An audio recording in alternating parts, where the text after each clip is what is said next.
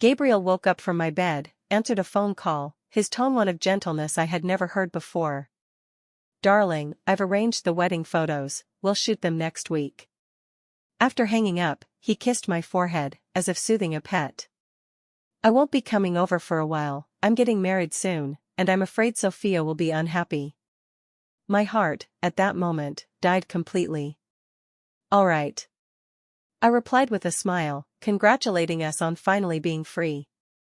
The morning sunlight filtered through the gaps in the blinds, casting dappled shadows on my body, yet I felt chilled all over. The hangover headache and the soreness of my body, as if run over, both reminded me of last night's frenzy. I slightly turned my head, looking at the man still sound asleep beside me, Gabriel. His sleeping appearance was very peaceful, with long eyelashes casting a shadow under his eyes, shedding the usual aloofness and control, appearing somewhat harmless. Whenever this happened, I couldn't help but harbor an illusion, as if we were the most ordinary couple. Over these 3 years, he had indeed been good to me, never skimping on material things. This top-floor penthouse in the city center, the wardrobe filled with current season haute couture, the vanity table laden with top-tier skincare products whose names I couldn't pronounce, the flashy red sports car in the garage, everything was given by him. He had raised me like a canary in a gilded cage, one that seemed to have everything but in reality possessed nothing. Sometimes, I would indulge in this false happiness, fantasizing that we might truly have a future. After all, in his gaze toward me, there was occasionally a hint of infatuation and possession. Moreover, we had been neighbors, the only light in each other's childhood. This fantasy was the sole motivation sustaining me through countless lonely nights. Just as I was lost in thought, Gabriel woke up. As soon as his deep eyes opened, they regained their usual clarity and sharpness. Our eyes met, and I habitually curved my lips, revealing a docile smile. He reached out, ruffled my hair, the action carrying a taken-for-granted intimacy. "Awake so early?" His voice carried the hoarseness of just waking up, somewhat sexy. "Couldn't sleep anymore," I replied softly, then lifted the covers, got out of bed, barefoot on the soft carpet, walked to the wardrobe to select the suit and tie he would wear for today's meeting. This had been my habit for 3 years, managing every aspect of his life like a true wife. Gabriel dressed leisurely. When he picked up the sapphire blue tie I had chosen for him, he suddenly frowned and tossed it aside casually. "This one's old, throw it away." The part-time housekeeper Mary, standing nearby, quickly nodded in agreement. My heart skipped a beat, but I didn't catch the deeper meaning in his words, and as usual, I softly continued, "Then I'll buy you a new one, you said last time you really liked this brand." "No need." He interrupted me, his tone flat without a ripple, "From now on, you don't need to worry about these things." He turned around, looking down at me from above, his bottomless eyes containing complex emotions I couldn't understand. "I'm getting married soon, I won't be coming over anymore." My whole body stiffened, feeling as if my blood had frozen in an instant, my throat as if stuffed with cotton, dry and parched, unable to utter a word. He seemed very satisfied with my reaction, the corners of his mouth curling into a faint smile, one that carried a hint of cruel tenderness. "The other party is, which family's heiress?" I mustered all my strength to squeeze out this sentence through gritted teeth. Gabriel's smile widened, a genuine gentleness and anticipation I had never seen. "You've met her, Sophia." "I fell in love with her at first sight, pursued her for a long time, recently, the Lin family finally agreed." Sophia, that name was like a poisoned dagger, stabbing viciously into my heart. The sunlight outside the window suddenly became unbearably glaring, stinging my eyes, sharp pains assaulting my chest, nearly rendering me unable to breathe. I pinched my palm fiercely, using the pain to maintain my last shred of clarity. Then, I lifted my head, forcing a smile uglier than crying. "Then, congratulations indeed. Congratulations on fulfilling your wish. And congratulations to me on finally ending this absurd game." Gabriel scrutinized my face, seemingly trying to find traces of heartbreak. Suddenly, as if thinking of something amusing, he teased with interest. "Selena, you haven't really fallen in love with me, have you?" My heart trembled violently, Before I could speak, he continued on his own, his tone carrying undisguised warning and contempt. Don't harbor such unrealistic fantasies. Before the Sue family went bankrupt, although we were neighbors, I always saw you only as a little sister who needed care. Now that your family is in this state, your dad's still in prison, and you didn't even finish university. Allowing you to live here, providing you with good food and drink, is already a tremendous favor on account of our past connection. His words were like sharp ice picks, each sentence precisely piercing the softest part of my heart. I felt like a colossal joke. Yes, I shouldn't have deluded myself. But over these 3 years, who gave me the right to fantasize? Who descended like a god when I was cornered in an alley by debt collectors, and who gave me a luxurious cage when I was at my most wretched? He took me to various private clubs, having his friends call me sister-in-law. He would cancel billion-dollar contracts to stay with me when I was ill. He remembered my menstrual cycle, having the aunt prepare brown sugar ginger tea in advance. He gave me the meticulous care of a wife and the unique pampering in others' eyes, making everyone think that I, Selena, was the treasure Gabriel held in the palm of his hand. Now, he casually tells me that all of this was just my delusion. I was merely a plaything he paid to keep, an illicit lover who couldn't see the light of day. How ironic, how laughable. The flame that had burned in my heart for 3 years was finally extinguished by his own hands, leaving only cold ashes. I lifted my head, looking at his handsome yet cold face, my gaze unprecedentedly calm and indifferent. Gabriel, please rest assured, I have self-awareness. With my current status, how could I be worthy of you, Gabriel? Gabriel raised an eyebrow, seeming very satisfied with my sensibility. It's best that you think this way. The most important thing in life is to recognize one's position. Who in the circle doesn't know that you, Selena, are my, Gabriel's, person? If not for my protection, with that face of yours, you would have been devoured by those hungry wolves long ago, not even bones left. Hearing the naked threat in his words, my face paled slightly, yet I still nodded obediently. Why? Why could he say such hurtful words so calmly? Those sweet nothings that once lingered in my ears now turned into resounding slaps, viciously striking my face, leaving me dizzy and thoroughly awakened. He seemed completely unaware of how hurtful his words were, even wearing a smile of longing on his face as he began describing his admiration for Sophia. Met her at a business cocktail party. Although Sophia isn't as alluring as you, she has that scholarly family aura, clean and pure, every gesture exuding the grace of a lady from a distinguished family. My mother likes her a lot too, thinking she's the best choice for the future mistress of the Gu family. Marrying her would complete my life. My heart was filled with bitterness. He forgot that once, I was one of the renowned twin beauties of a city. The former Miss Sue was also a favored daughter of heaven, admired by all, in talent and appearance. In what way did I ever lose to Sophia?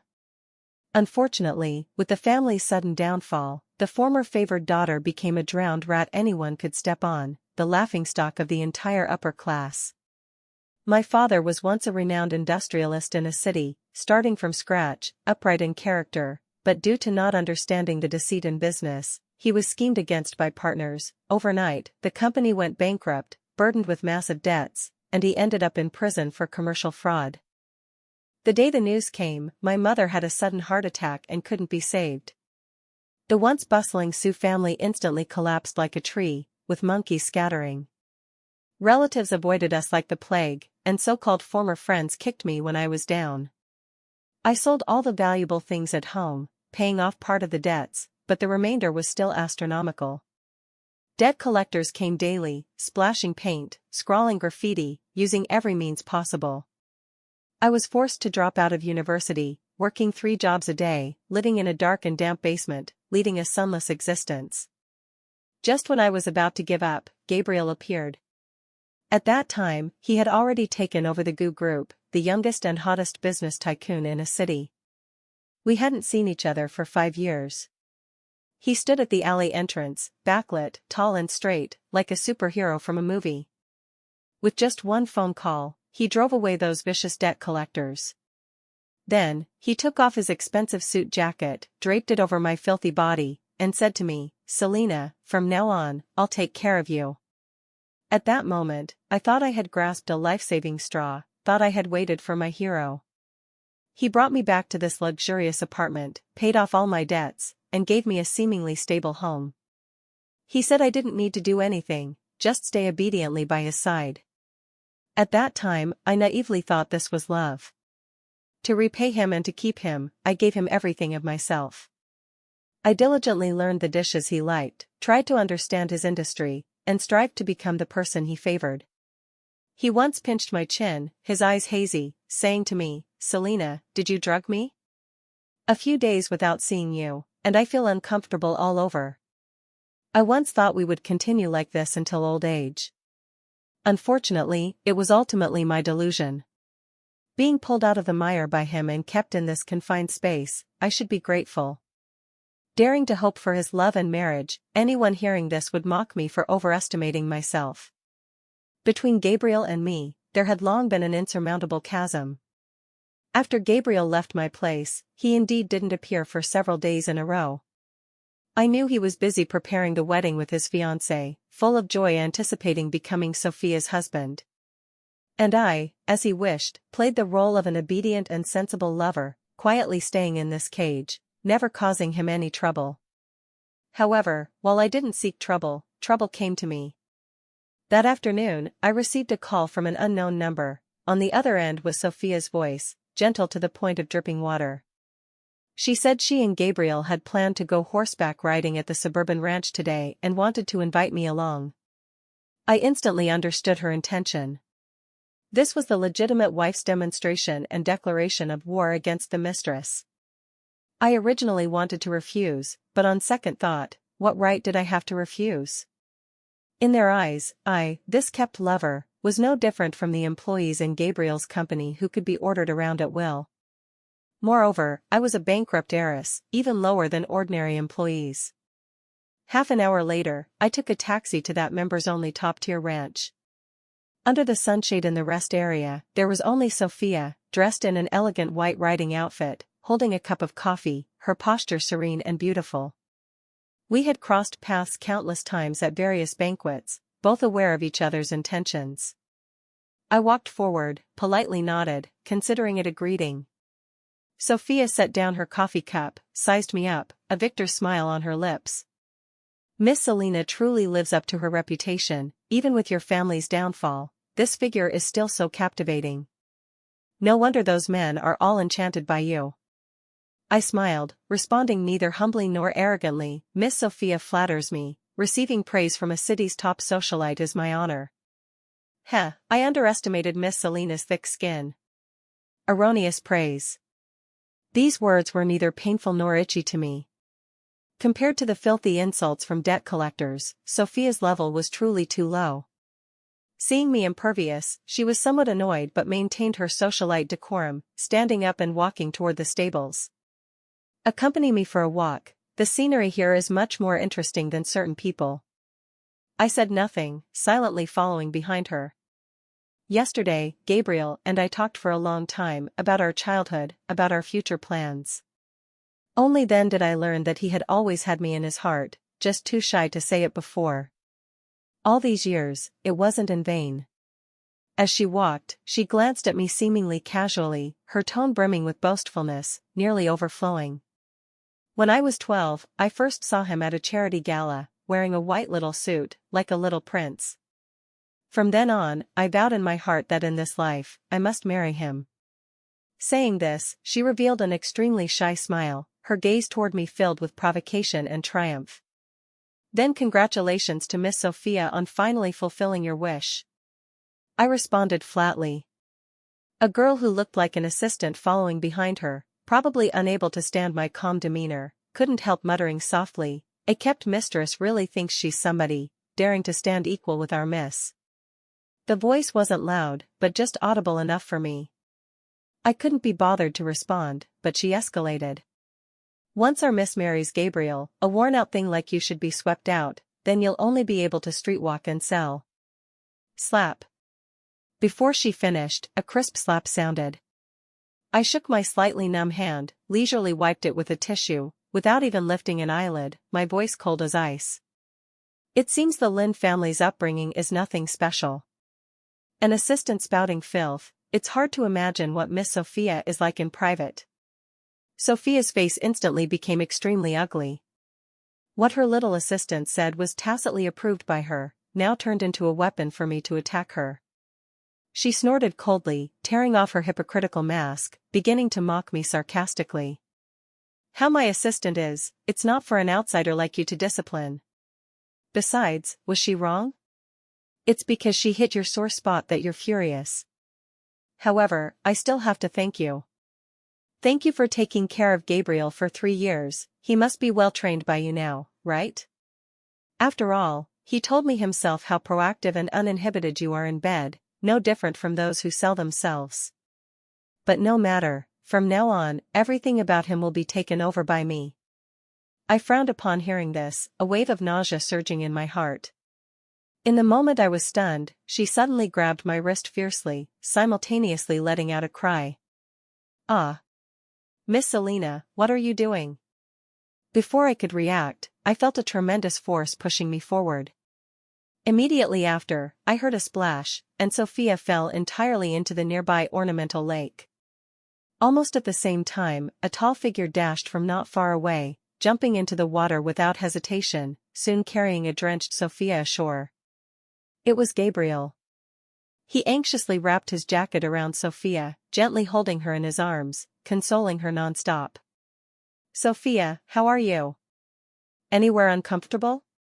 The way he looked at her was filled with concern, worry, and undisguised, thick love that couldn't be dissolved.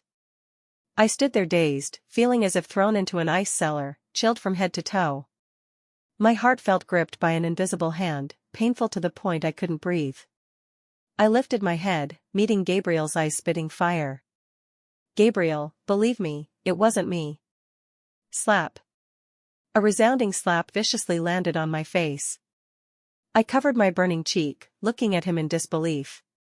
Gabriel's gaze was cold as a knife, his words plunging me into eternal damnation. Selina, haven't you figured out your identity yet? You're just a plaything I bought with money, daring to lay hands on my future wife, who gave you the audacity? If Sophia has any mishap, I'll have your worthless life to accompany her in death. My face turned ashen, looking at Sophia in Gabriel's arms, who cast a triumphant smile at me. I opened my mouth but couldn't say a word.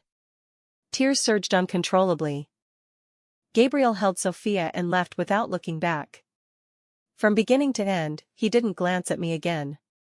I stood alone by the lake, letting the cold wind blow, my heart a wasteland.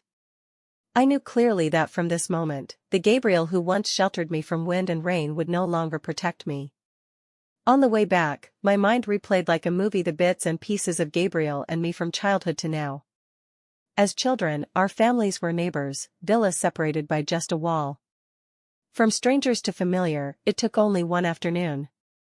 He was 5 years older, always protecting me like a big brother. None of the little tyrants in the yard dared bully me. I liked the osmanthus cake from that old shop in the West City. No matter rain or wind, as long as I wanted it, he could magically deliver it to me. He said, Selina, no matter what happens in the future, I'll always protect you. He did, protecting me for so many years.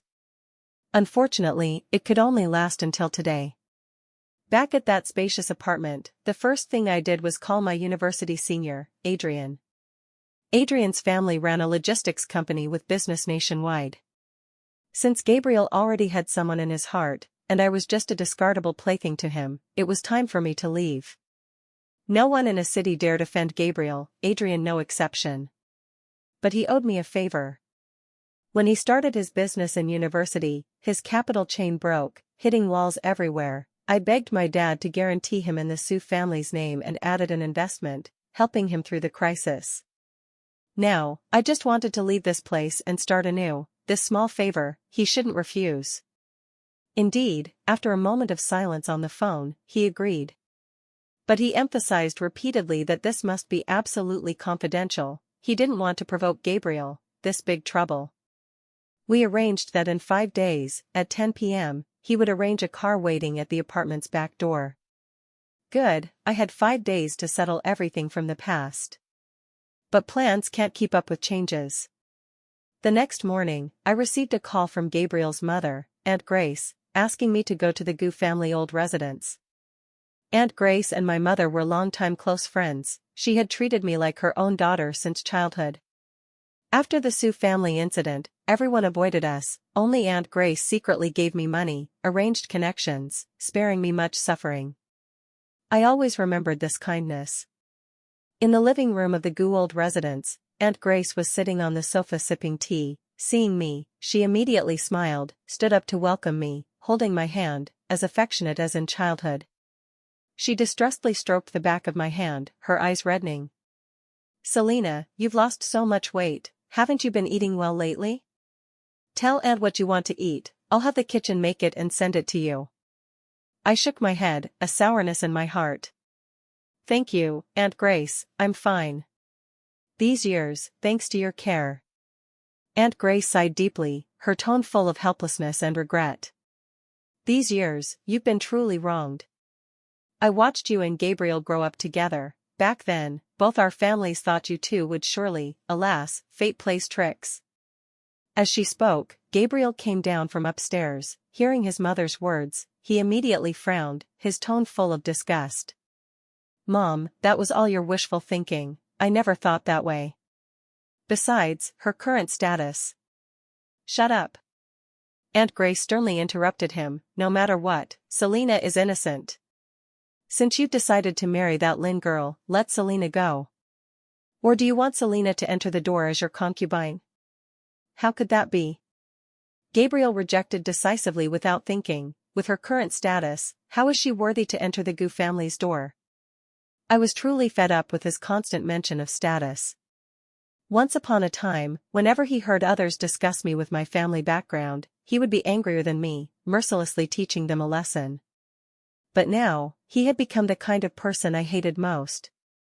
I took a deep breath, suppressing the anger in my heart, looking at him and saying, "Gabriel, rest assured, Selina has a clear understanding of her current status, no need for you to remind me constantly."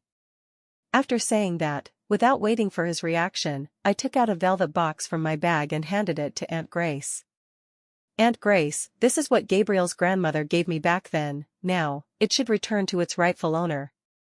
In the box was a jade bracelet of excellent quality. It was old Madame Gu's favorite in life. She said it was to be passed to the future granddaughter-in-law of the Gu family. Unfortunately, the world is impermanent, we ultimately couldn't go back. "This?" Aunt Grace's face was somewhat embarrassed. Gabriel quickly snatched it, his tone icy. "This is for the future mistress of the Gu family, you indeed shouldn't hold it anymore." Good, a beginning and an end. For the Gu family's kindness, accompanying Gabriel for 3 years, using my youth and dignity, could be considered repaid. I stood to leave, but Gabriel suddenly grabbed my wrist, dragging me toward the door. I forcefully shook off his hand, displeasedly asking, "What do you want now?" "Go apologize to Sophia, beg her forgiveness," he said expressionlessly. "You're now alone in a city, offending the Lynn family. Do you think Madame Victoria will let you off easily?" I trembled with anger. "I didn't push her yesterday. She fell in herself. Besides, wasn't that slap from you yesterday enough?" Gabriel narrowed his eyes dangerously, warning me word by word. "Sophia grew up abroad, pure and kind-hearted, completely unaware of the intrigues of you harem women. Don't use your unseemly schemes on her. As for yesterday's slap, it was to teach you a lesson. Stay away from Sophia in the future. If you dare bully her again, it won't be just a slap." Listening to these words, I felt as if a boulder pressed on my chest, blocking my breath. So, in his heart, I was such a despicable, scheming woman. In his world, Sophia was the flawless white moonlight, a treasure he needed to carefully protect. And me? I was a rat in the gutter, unable to see light, base and lowly, only using dirty means to envy and frame her. Wasn't that what he meant? I stared at him steadily, suddenly feeling utterly exhausted, couldn't help lowering my head and sneering. Laughing at his blindness, unable to discern people. Laughing more at myself for falling in love with such a foolish and arrogant man. Gabriel, I'll say it again, Sophia falling into the water has nothing to do with me. Making me apologize to her, no way. Gabriel's face instantly darkened, he fiercely grabbed my wrist, with force as if to crush my bones. Just said you had self-awareness, now throwing messy tantrums again? Selena, get it clear, you're no longer the Sue family's miss who can do as she pleases. I tell you, as long as I'm here, I won't let Sophia suffer the slightest grievance from you. After saying that, he gave me no chance to resist, directly stuffing me into the car, speeding all the way to the Lynn family. At the Lynn villa, the servants were extremely respectful to Gabriel, calling him Mr. Gabriel, obviously already treating him as the future son-in-law. Madame Victoria, Sophia's mother, seeing Gabriel, smiled so widely she couldn't close her mouth, the very image of a mother-in-law looking at her son-in-law, increasingly satisfied. Gabriel, you're here, sit quickly. Sophia caught a chill yesterday, she's resting upstairs now. This child, although you're engaged, after all, the wedding hasn't been held yet, meeting so frequently is ultimately improper. Gabriel's eyes carried a hint of apology and seriousness, and, rest assured, since Sophia suffered because of me, I'll naturally take responsibility to the end. The wedding preparations, I've already had my assistant speed up. Ah, that's good, that's good. Madame Victoria's words were truly watertight. Not a word mentioning forcing marriage, yet every sentence hinting to Gabriel that he had tarnished Sophia's reputation and must marry her soon. Listening to their conversation, my hand hidden in the sleeve clenched and released and clenched. So, this was the difference between love and no love. He and Sophia merely hugged, and he had to take full responsibility, marry her properly. While I, who slept with him for 3 years, a shadowy lover's title was already a great favor. How laughable, how tragic. Madame Victoria's enthusiastic smile on her face instantly cooled upon seeing me, the dissatisfaction and contempt in her eyes undisguised. She picked up her teacup, sipped lightly, assuming a superior noblewoman posture. Speaking of which, since the Sue family incident, I haven't seen Miss Selena again. Years unseen, you've become even more beautiful. It's a pity, Madame Evelyn was a woman of integrity back then, but Miss Selena hasn't learned a bit of your mother's backbone. Backbone? Her words meant, wasn't she insinuating why I didn't choose suicide like my mother when the Sue family fell? I slightly bowed, a proper smile on my face. Madame Victoria overpraises. When my mother was alive, I never heard her mention you. Presumably, you and my mother had no common language. Don't force a connection here, lest my mother's spirit in heaven be disturbed. You. Madame Victoria was choked, her face alternating blue and white. Gabriel immediately cooled his face, sternly scolding me, Selena, apologize to Madame Victoria. Meeting his warning gaze, I neither humbly nor arrogantly slightly bowed. Sorry, Madame Victoria, I misspoke. Couldn't speak when alive, but got your praise after death. Presumably, my mother in the underworld would be grateful to tears. The atmosphere in the living room instantly dropped to freezing. At that moment, Sophia's weak and aggrieved crying came from the stairs, breaking the suffocating silence. Mom. Gabriel, don't blame Miss Selena, it's all my fault.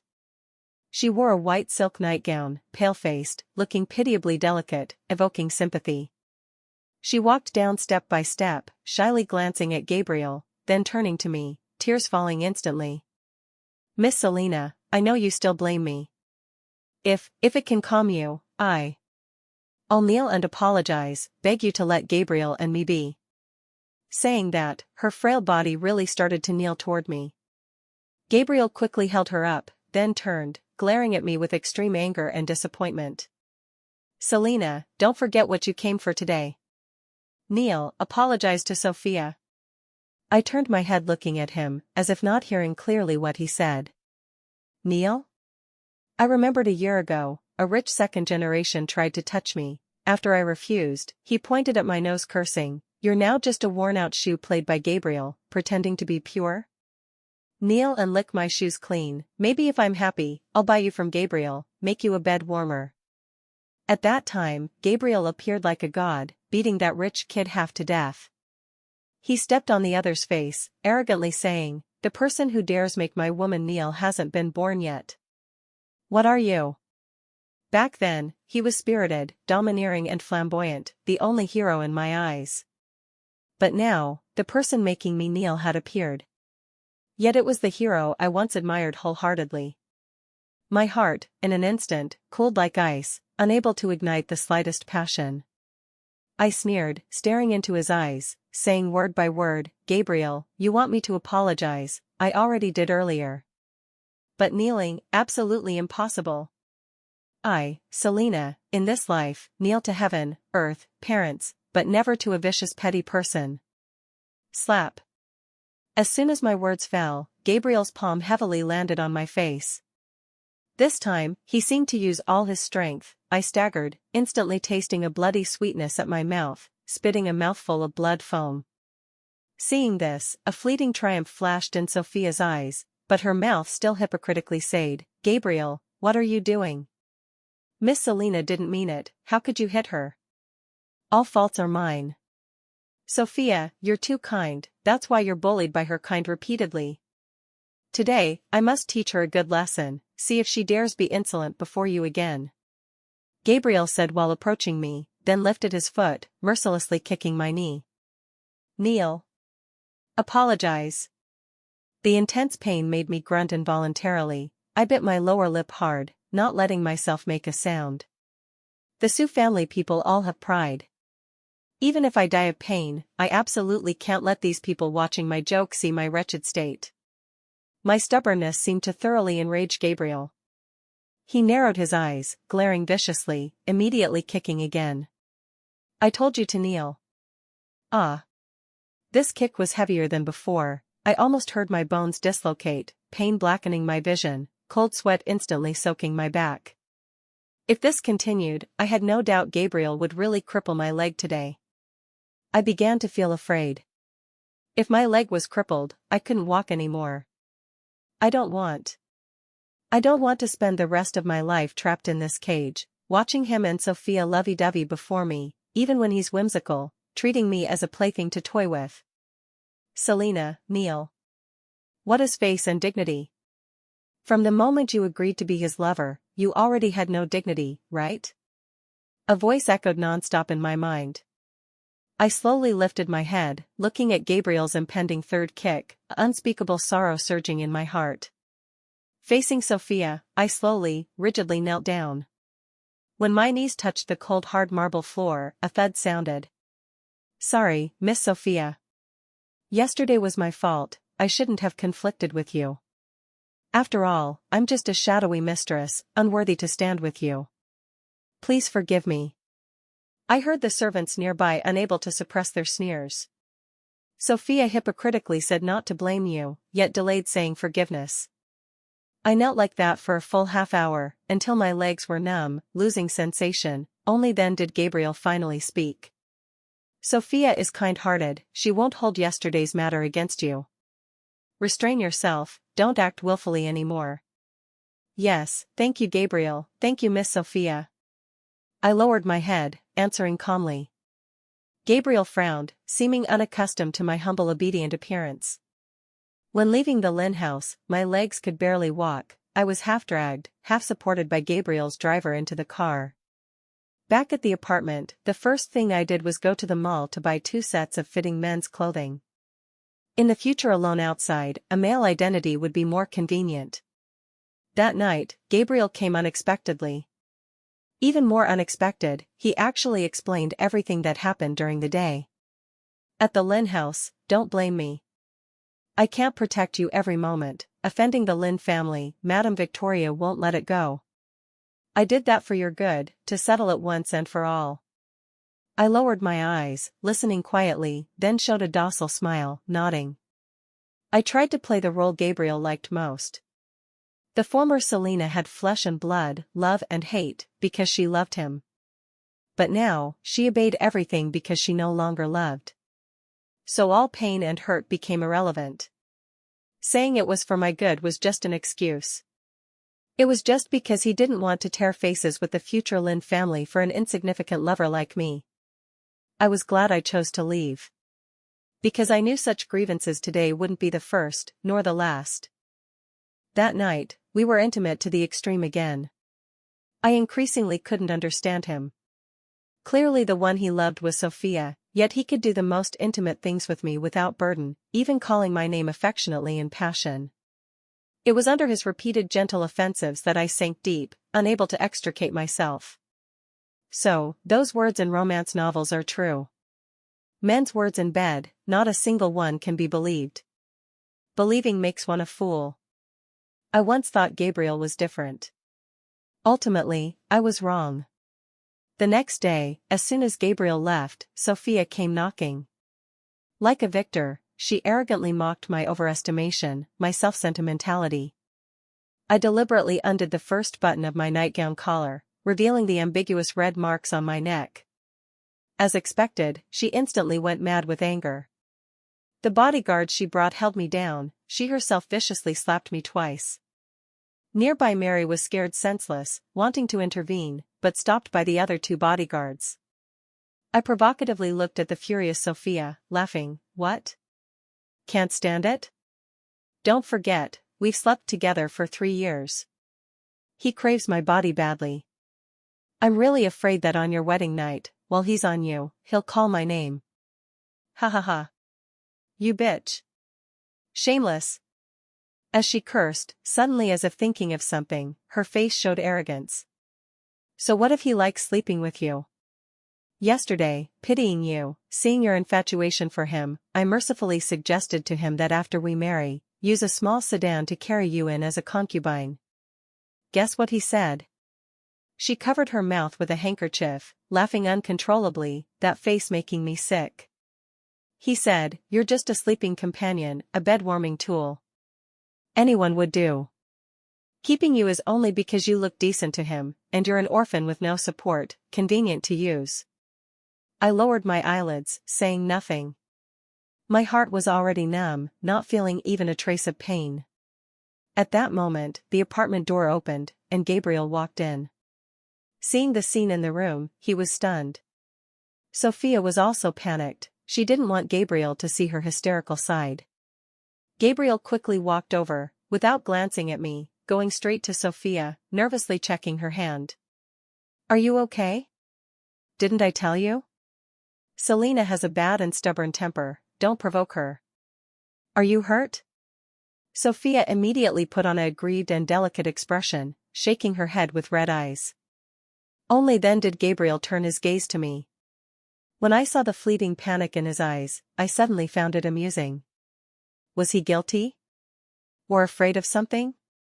In the future, Sophia is the young madam of the Gu family. Remember your identity, don't appear before her again. Saying that, he held Sophia and left without looking back. Looking at the messy living room, I couldn't help bitter laughing. This was my home, where I was beaten, humiliated. But he, once again, chose to ignore, even becoming an accomplice in others bullying me. It was his indulgence that made Sophia so brazen. But no matter. Soon, everything here would be irrelevant to me. Including him. The third day. I packed all the jewelry, designer bags Gabriel gave me, anonymously sent to charity. The clothes he bought me, I left none, all shredded and thrown in the trash. Looking at the empty wardrobe, my heart was unprecedentedly calm. Those things I once treasured, now seemed just a pile of cold shackles. The fourth day. I bought a bunch of white chrysanthemums, went to the suburban cemetery. I didn't know when I could return. Before leaving, I had to tell my parents. Madame Victoria was right, my mom was a woman of integrity. She couldn't accept falling from clouds to mire, nor her husband's imprisonment, so she chose the most resolute way to end her life. While I lingered on in this world. Not only that, I lived so unbearably, notorious. But I still didn't want to die. Perhaps out of fear. Before my eyes seemed to appear again my father's desperate look when handcuffed and taken away. From that day, my world turned gray. I stayed at the cemetery all day, until dark, then returned to the apartment. Unexpectedly, as soon as I entered, Gabriel's assistant delivered a box. In the box was an unfinished, hand-sewn men's formal suit, and a note.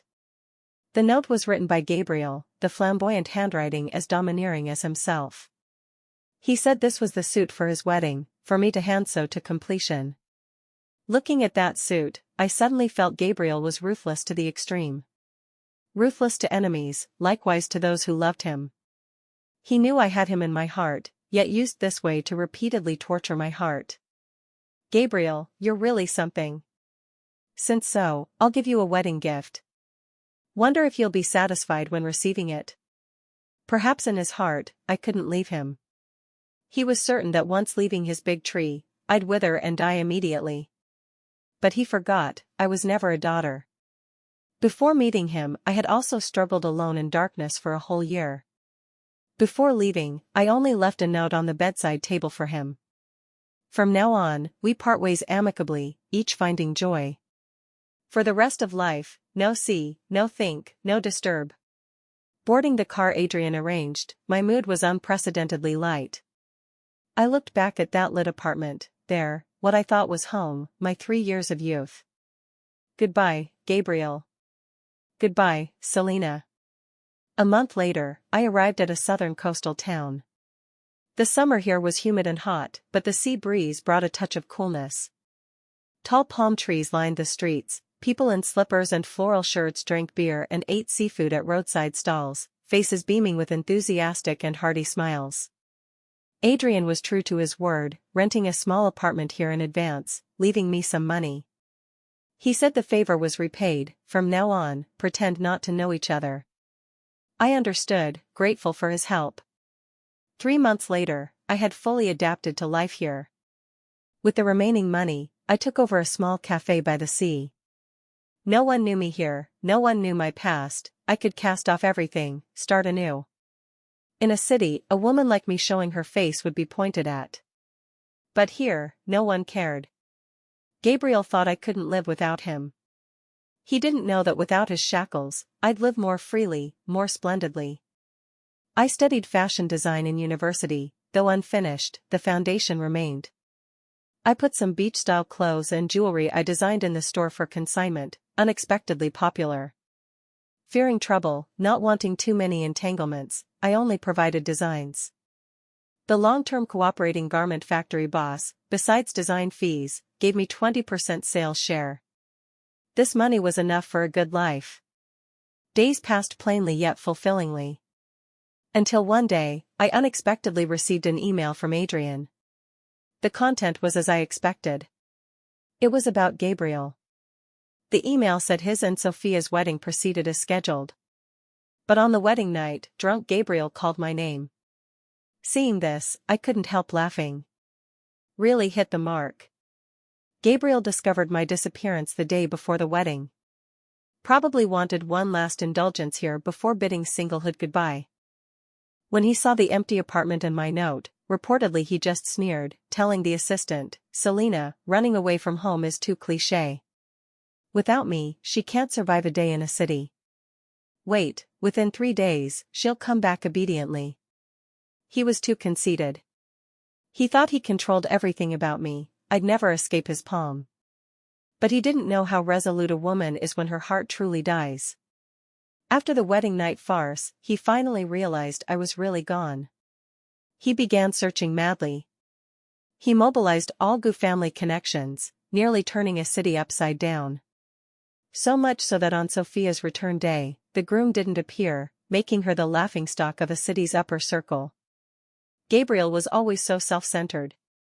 He did what he wanted, never considering others' feelings. From this, Sophia didn't seem that special in his heart.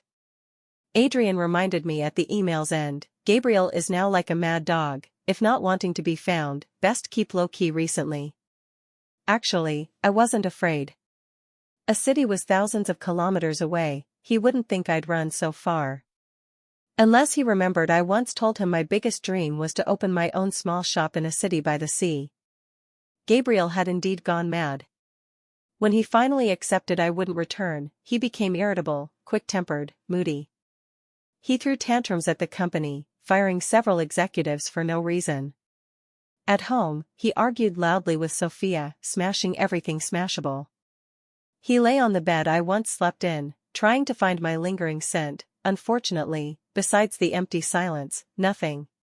He even doubted if the past 3 years were just his dream. He thought of my former classmates, the Sioux relatives who kicked when down, even those rich kids who coveted me. He checked everyone possibly related to me, but missed Adrian. I was glad not to implicate him. Soon, it was the next year's autumn.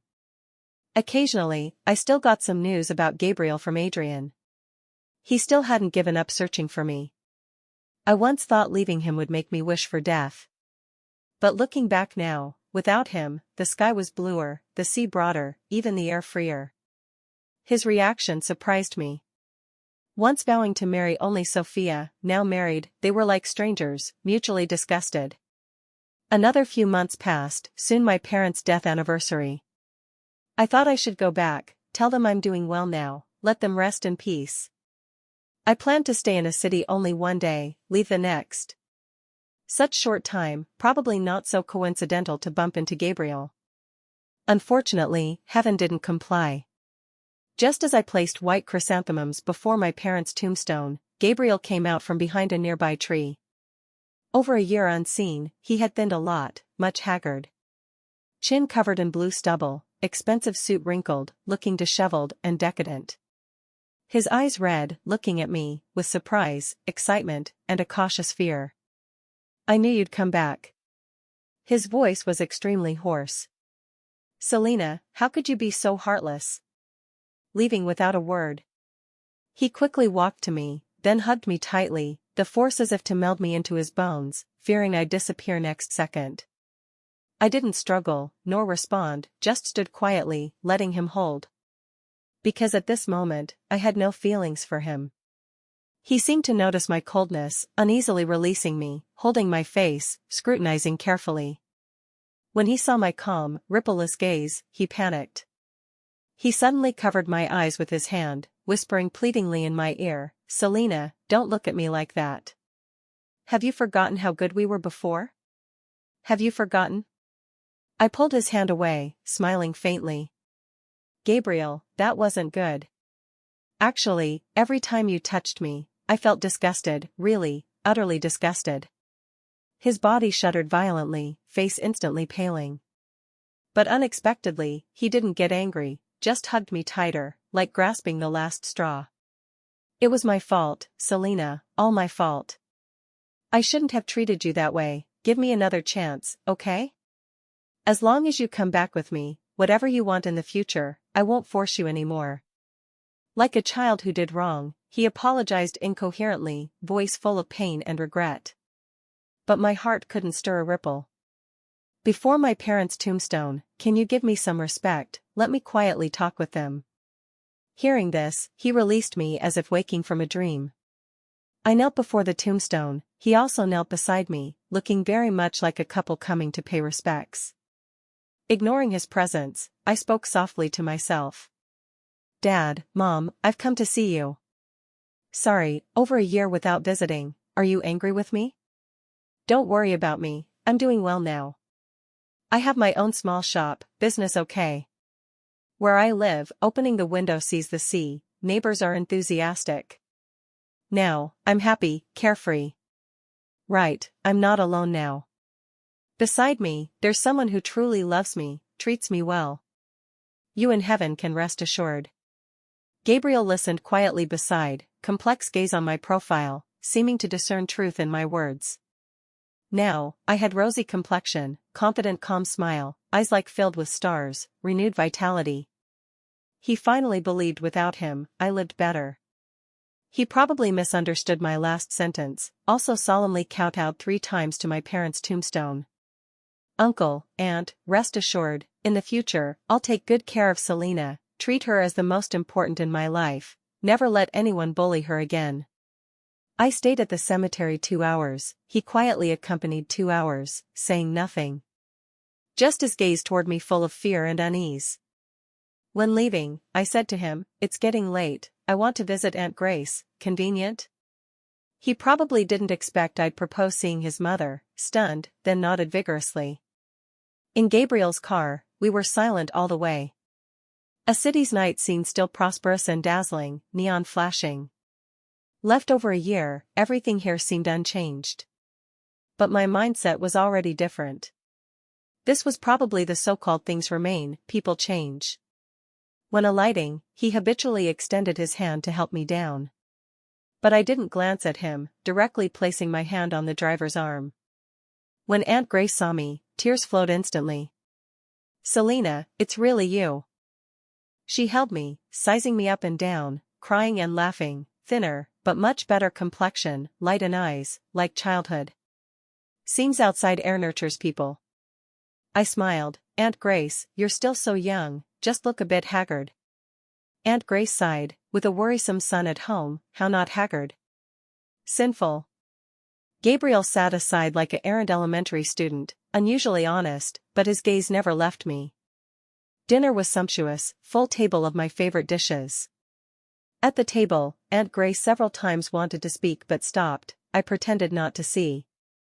Ultimately, she couldn't hold back, speaking. "Selena, before Gabriel wronged you. This child, spoiled by us since small, acts on whim, never considers others' feelings. Hurts people without knowing. But his heart for you is true. And watched you grow, from small treated you as future daughter-in-law. Otherwise, old madam wouldn't give you that bracelet. Who knew so many things would happen later?"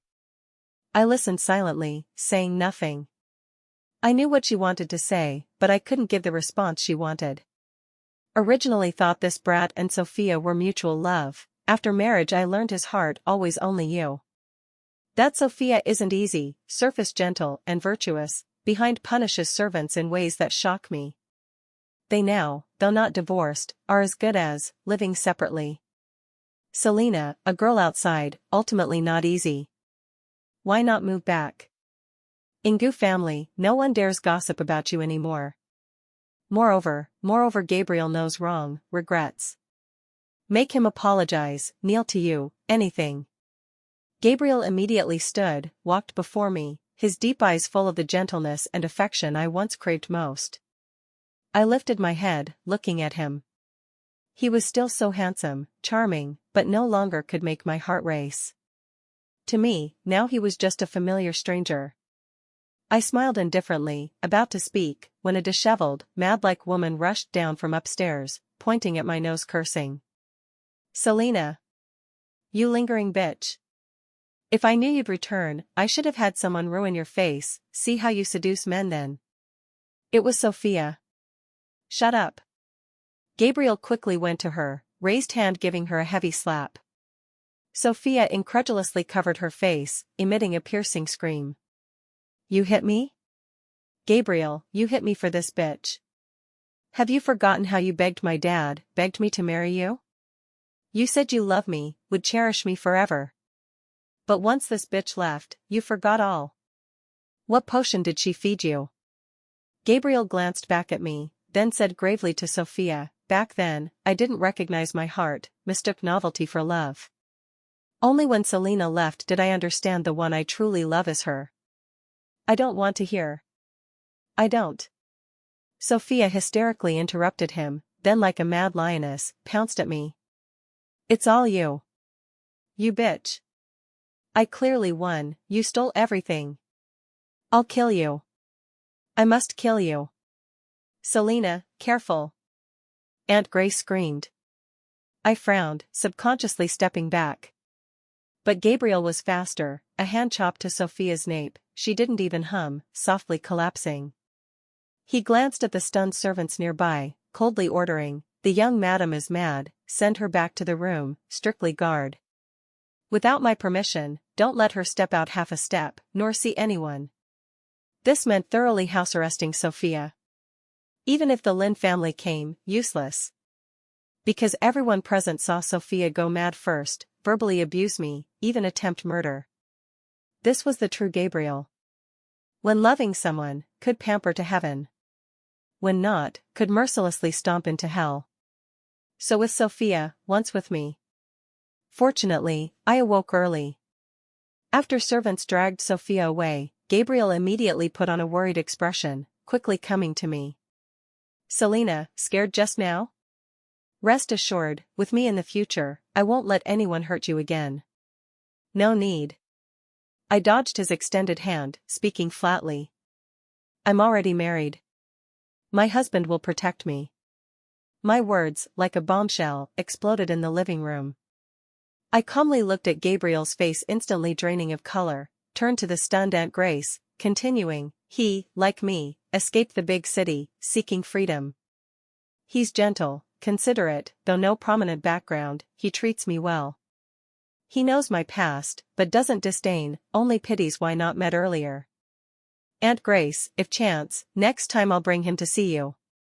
Aunt Grace's smile completely froze, embarrassed, not knowing what to say. Gabriel, as if struck by lightning, roared incredulously, impossible. I don't believe. You're lying. Forgot we grew up together? Forgot our 3 years together? You said I was the only light in your life, your only reliance. You said you'd accompany me forever, never leave. Clearly when together, so happy, so blissful. He suddenly knelt before me with a thud, grabbing my hand, tone full of desperate plea. Selena, don't leave me, okay? I know wrong, shouldn't have said those hurtful words, shouldn't have hit you. I'm a bastard, a beast. Hit me, curse me, anything. Just beg you, don't leave me. I forcefully shook off his hand, stepped back, distancing. Gabriel, in this world, no one waits in place forever. My heart is small, can hold only one at a time. Now, my heart holds my husband, no room for you. Gabriel kept shaking his head, unable to accept. No, no, you must be lying, right? I know, you're retaliating because I treated you that way. I regret, Selena, really regret. Days without you, I live in hell every day. It's not you can't live without me, it's I can't live without you. Aunt Grace painfully turned away, unable to watch. I stood, preparing to leave. Gabriel, missed is missed. We have fate but no destiny. Get up, don't make it more awkward between us. Seeing I insisted on leaving, he lost emotional control, even trying to force me, fortunately held back tightly by Aunt Grace and several servants. Walking out the gate, outside unbeknownst started drizzling. Autumn rain carried bone-chilling cold. My assistant Lena quickly took a scarf from her bag, draping it on me. Not far, beside a black SUV, a tall slender man held an umbrella, anxiously looking this way. Seeing me, he immediately ran joyfully, holding the umbrella over my head. Selena, cold? I looked surprised at the person before me, somewhat unbelieving. How did you come? Didn't I tell you to wait at the hotel? Worried about you, wanted to see you sooner. He smiled, embracing me, warming my slightly cool body with his temperature. I nestled in his warm solid chest, corners of mouth unconsciously up, eyes full of sweetness. Behind the second-floor curtain of the villa, Gabriel watched our embracing backs, the light in his eyes fading bit by bit, completely extinguished. He finally knew I wasn't lying. Aunt Grace walked to him, patted his shoulder, give up. Son, if you really love her, let go. Bless her to live well in the future. I boarded the car, before starting, looked back at that brightly lit villa, no lingering attachment in heart.